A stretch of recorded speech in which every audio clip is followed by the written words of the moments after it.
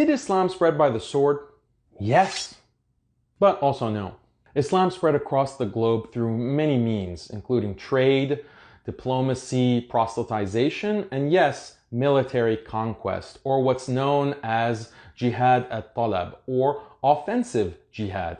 The largest expansion of the Islamic Empire happened within 100 years of the Prophet Muhammad's life, peace be upon him, as well as the rule of the righteous caliphs. But unlike the military conquest of other religions like Hinduism and Christianity, the Islamic conquerors did not force the conquered people to convert to Islam. Rather, they were known as Ahlul Dhimma, or Dhimmis, which means the protected people. They did not have to convert at the point of a sword. We can save the whole dhimmi question for another video, but the point is that yes, Islam spread by military conquest, and jihad is not only defensive, it can be offensive as well. But isn't this completely immoral? Isn't this completely barbaric and contrary to religious freedom? Let me ask you a question. Do you agree with the Geneva Conventions? Do you accept the United Nations Universal Declaration of Human Rights? Do you accept the idea that international bodies have the right to enforce certain standards of justice across the entire globe? If you said yes, then you're not really a believer in religious freedom. You might think that you are, but it's only because when you hear the word religion, you think of things like Christianity or Judaism or Islam or Hinduism or Buddhism. But why don't we think of religion in more broad terms? Because at the end of the day, isn't religion just a set of values and a set of beliefs about the nature of the world, about good and evil, about the human condition? If we define religion in that very broad way, then things like the Geneva Conventions or the Declaration of Human Rights or these different international standards can be considered to constitute or represent a type of religion by another name. For the sake of clarity, why don't we put a name to this modern religion that is represented by the UN's Declaration of Human Rights, the Geneva Conventions, and all these modern secular standards that are being imposed across the globe? Why don't we call this religion First Worldism? And I think that that's an apt name because the first world often thinks of itself as better, more enlightened, more civilized, with the burden of civilizing and developing the rest of the world through these values and these standards of right and wrong and justice. Let's call this First Worldism. Remember a few seconds back when you might have said that you accept the Geneva Conventions and the Universal Declaration of Human Rights and all that? Well, that means that you're an adherent and a believer in First Worldism. And not only are you a believer in this religion, but you also think that this religion should be spread by the sword. How else can the UN ensure that countries abide by these regulations if not through force? To enforce the law, by definition, requires force. First Worldians have a very specific way of spreading their religion across the world. Sometimes it's through what the priests of First Worldism call diplomatic sanctions. This is basically where they starve the disbelieving nations economically, depriving them of food and medicine, creating all of this suffering until the disbelievers submit. If starvation doesn't get the disbelievers to submit, then the high priests, the mullahs of First Worldism, call for more extreme measures. This, in their language, is called military intervention. This is the holy war of First Worldism. Whatever language you want to use, at the end of the day, the disbelievers in First Worldism will submit, either willingly or by the sword. This is exactly why the religion of First Worldism dominates the globe. It's through an iron fist that keeps everyone in line. The gospel of first worldism reaches every corner of the globe through media, music, movies, books. First worldism also has missionaries.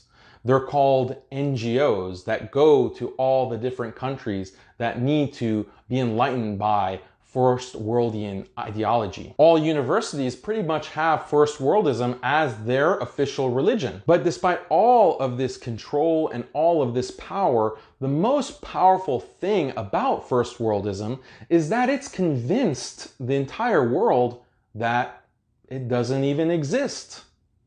The tenets of First Worldism are synonymous with goodness, with justice, so that the adherents and the believers in First Worldism don't even recognize that they're following a very particular religion, a very particular theology and understanding of right and wrong and human nature. First Worldians think that all of their values and beliefs are simply universal. First Worldians don't even recognize that there are many people around the world that simply do not believe in those same exact values, that same exact understanding of the world, that same understanding of what a human being is and what specific human rights are. But these disbelievers in First Worldism don't really have a choice. It's either submit or die. So what's really the difference between First Worldism spreading its values and beliefs through force across the entire globe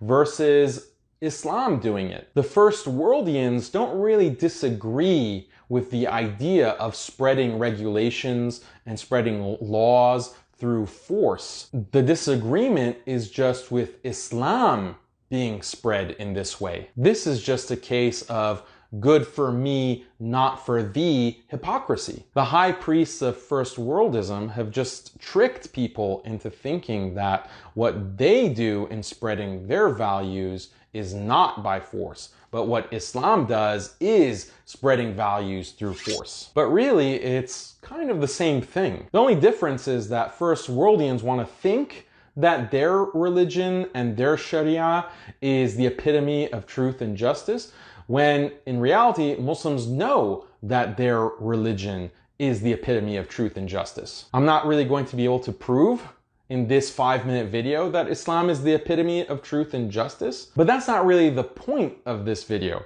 The point of this video is that offensive jihad is not really functionally any different than what's considered standard practice in the world today. It's just that a different religion is being offensively spread. But there is a big difference between offensive jihad in Islam and the kind of intervention that we find in First Worldism.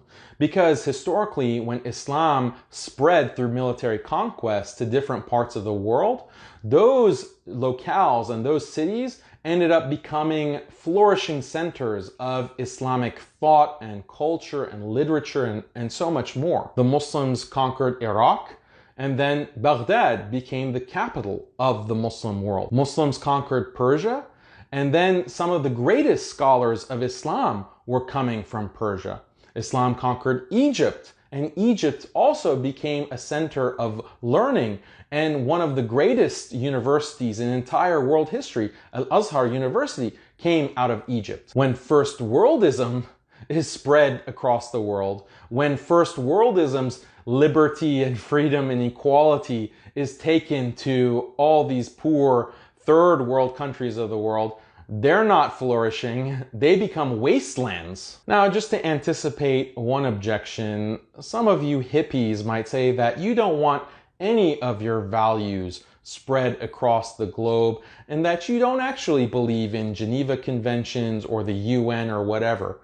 Fine. Are you going to say that if there's a country where a minority is being genocided or oppressed, that there shouldn't be intervention? If there's a country that systematically abuses women or children or a certain race, you don't think that that country should be confronted and that oppression stopped? If that is what you think, then I would say that's pretty irrational and that's pretty immoral. If you believe in goodness and you believe in justice, then you should want goodness and justice to spread. But then it becomes a question of what is goodness and what is justice. And that's a conversation and a debate that can happen.